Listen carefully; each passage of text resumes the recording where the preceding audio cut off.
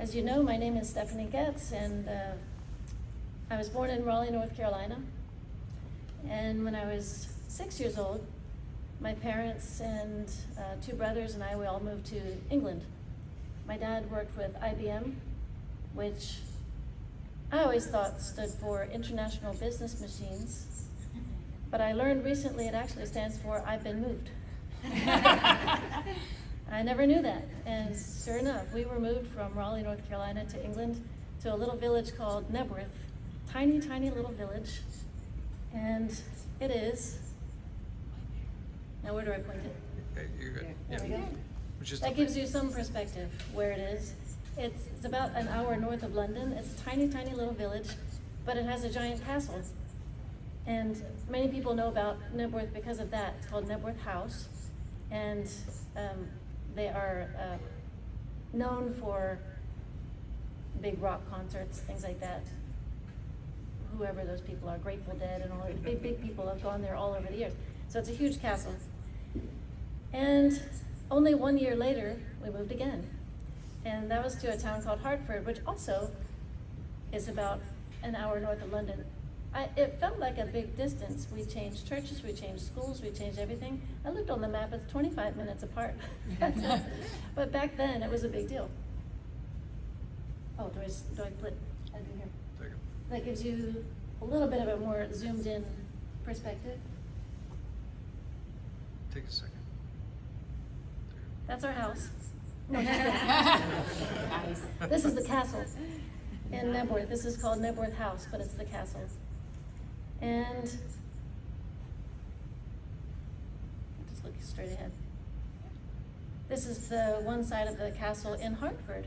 So when I was younger, I used to think that every single town in England had a castle because the two towns that we lived in had castles. But that's Hartford Castle. We went to British schools. We were involved in a local church. We made friends. My brothers and I even had British accents. We really shook up the communities that we were living in because we were not the only ones from out of town, but we were also from out of country.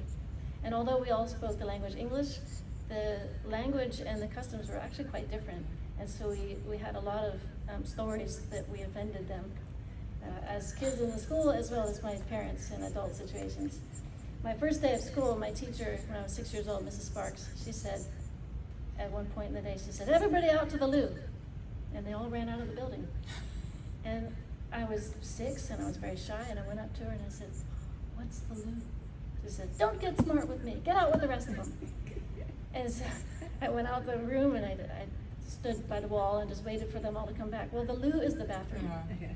Some of us know this, some of us don't. It was in England that I found my love for the flute. I joined recorder class in school at around 7 years old. I loved it. And I was getting pretty good at it. I'd figure out theme songs from our favorite TV shows.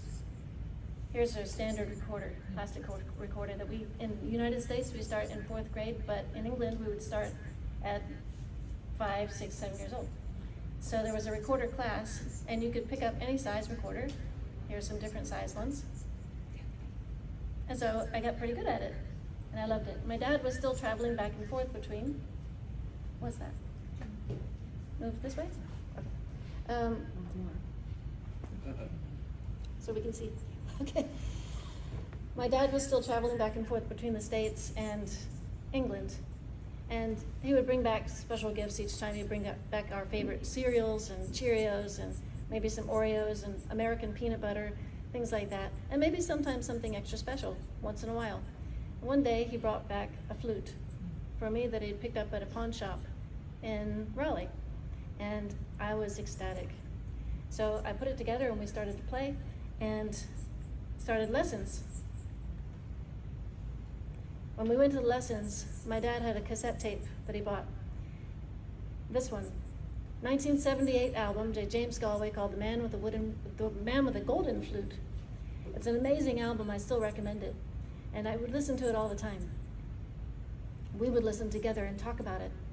And I remember this one time, there were a lot of flashy technical pieces in the whole album. There was one really, really, really slow one, gorgeous. But that was the one that he pointed when I was driving. He said, one day you'll be able to play that. I was like, wow. Not at all the glitzy stuff, but the really slow one. And that set in motion these dreams. You talk about propelling somebody on a rocket path. We never know how we're influencing someone and how we can speak to someone's potential. And I try to remember that when I'm teaching. You never know what's going to come of an adult that you're teaching, of a child, or anything. So, I wanted to mention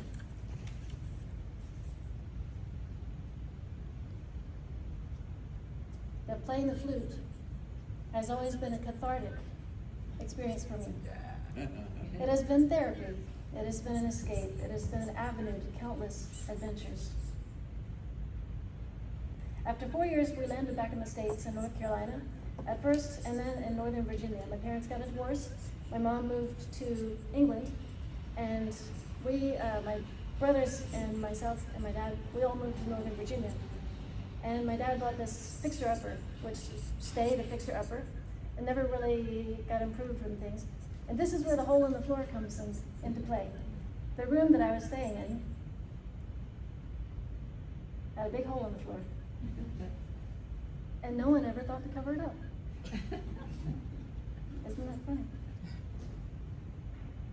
Let me find where I was.